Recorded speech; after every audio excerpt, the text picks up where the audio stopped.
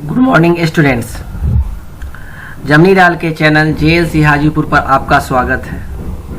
आज की कविता हरिवंश राय जी की बच्चन जी की कविता मैं बैठ जाता हूँ मिट्टी पर अक्सर के केंद्रीय भाव को समझाया गया है। हालाबाद के प्रवर्तक हरिवंश राय बच्चन जी का प्रादुर्भाव उस समय हुआ था जब छायावाद का पतन होना शुरू हो गया था। बच्चन जी में मंच के अद्भुत क्षमता थी। वे अपनी कविताओं का सस्वर पाठ करते थे और सभी को आत्मविभोर कर देते थे।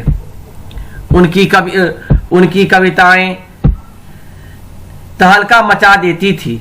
मंच पर बच्चन का नाम आया कि नहीं कि दर्शक श्रोताओं में एक अजब सा उत्साह उमड़ जाता था।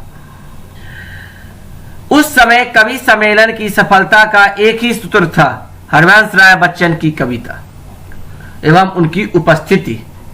उनकी उपस्थिति से कवि सम्मेलन रबर की भांति फैलता चला जाता था और जल्दी समाप्त होने का नाम ही नहीं लेता था। उनकी आंखों में गहराई एवं तटस्थता एक साथ विराजमान थी। बच्चन जी की मधुशाला ने लोगों में यह भ्रम फैला दिया कि बच्चन जी की केवल विषय वस्तु ही नहीं सेवन वस्तु भी है। उन्होंने लिखा है, मैं काश कुलोद्भव मेरे पुरखों ने इतना ढाला, मेरे तन के लहू में है 75% हाला, पुश्तैनी अधिकार मुझे है, मदिरालय के आंगन पर मेरे दादो परदादों के हाथ बिकी थी मधुशाला।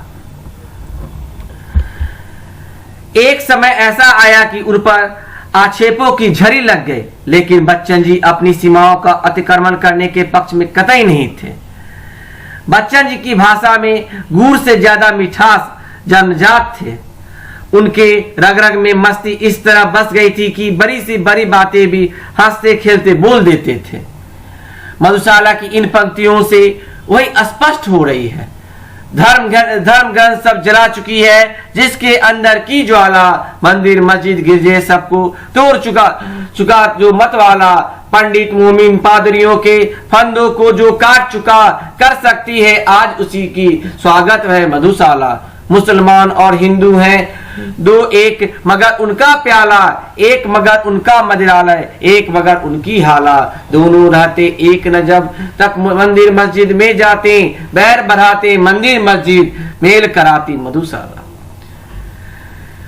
जो जाति प्रथा है, ऊंच नीच का भेदभाव है, उसे सहज रूप से मिटा देने के लिए बच्चन साहब कहते हैं कि हमें भेदभाव नहीं करनी चाहिए, ऊंच नीच की भावना नहीं रखनी चाहिए, हिंदू मुस्लिम का कर समाज को बांटना नहीं चाहिए। जब सब एक होकर एक साथ कर्म करेंगे तभी ही हमारे देश की भलाई हो सकती है और हमारा देश एक विकसित राष्ट्र कहला सकता है।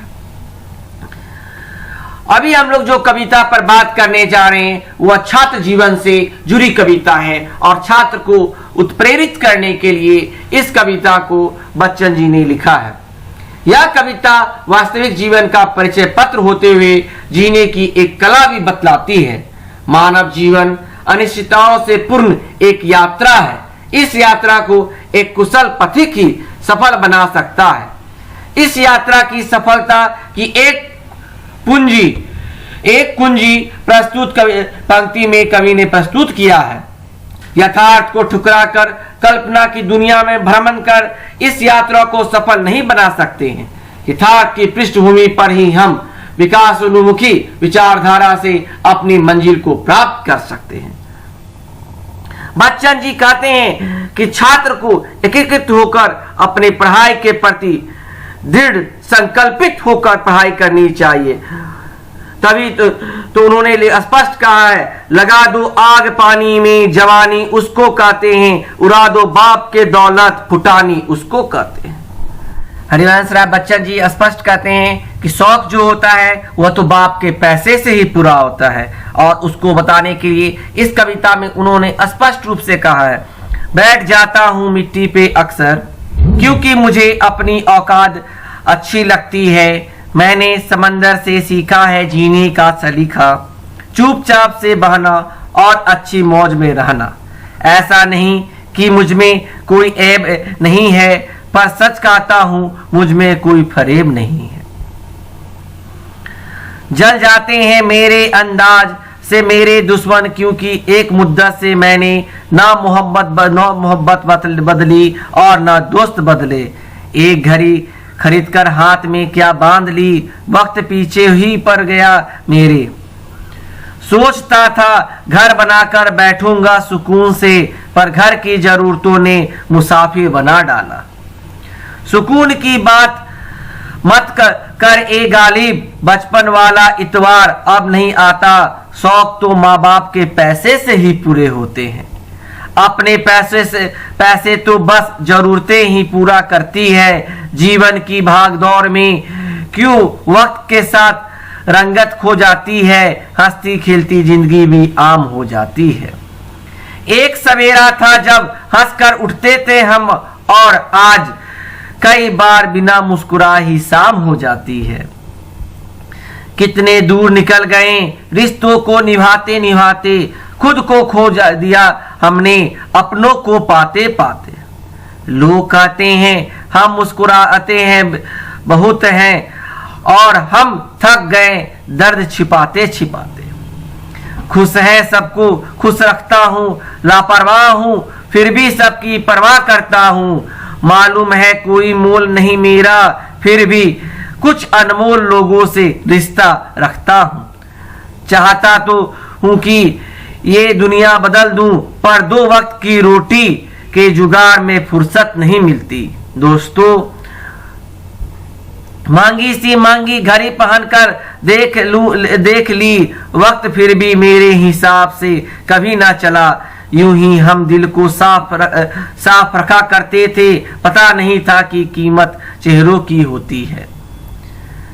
अगर खुदा नहीं है तो उसका जिक्र क्यों, और अगर खुदा है तो फिर उसका फिक्र क्यों।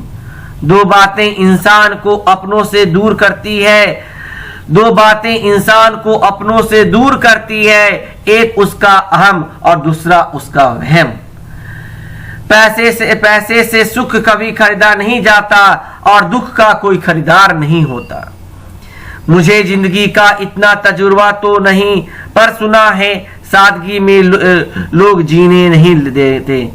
किसी की गलतियों को बेनकाब ना करें, ईश्वर बैठा है तू इंसाफ हिसाब ना करे। ईश्वर बैठा है तू हिसाब ना करे। कवि स्पष्ट रूप से इस कविता के माध्यम से नवयुवकों को यह समझाने की कोशिश किए हैं कि आप अपने कर्म के प्रति कर्मठ होइए, क्योंकि जो फुटानी होती है वह एक्चुअली अपने माता पिता के पैसे से ही होती है। जब आप पैसे कमाने लगिएगा तो वह घर खर्ची के लिए ही जुगाते जुगाते सुबह से शाम हो जाएगी, मुस्कुराहट तक भूल जाइएगा। आज हर कोई इस भागम भाग की जिंदगी में सब कोई 99 के ऊपर 99 के फेरे में घूम रहा है। लोगों के अंदर आत्मीयता खत्म हो गई है, अपनापन खत्म हो गया है। लोग एक दूसरे को समझना भूल गए हैं, एक दूसरे से बात करना तक छोड़ दिए हैं। लोग एक दूसरे से के दुख दर्द को बांटना तक छोड़ दिए हैं। आज के नवयुवक मोबाइल की लत, पबजी के खेल में अपनी जवानी को बर्बाद किए हुए हैं। अतः इस कविता के माध्यम से हम यह समझाने की कोशिश करते हैं कि बच्चों अपने कर्तव्य के प्रति दृढ़ संकल्पित हो, और अपने फ्यूचर को ध्यान में रखते हुए, अपने भविष्य को ध्यान में रखते हुए पढ़ाई के प्रति एकीकृत हो। उसके प्रति पूरी तन्मयता के साथ, 100% तन्मयता के साथ आप जुड़कर पढ़ाई कीजिए, तभी आपका जीवन एक सफल जिंदगी आप बिता सकते हैं। धन्यवाद।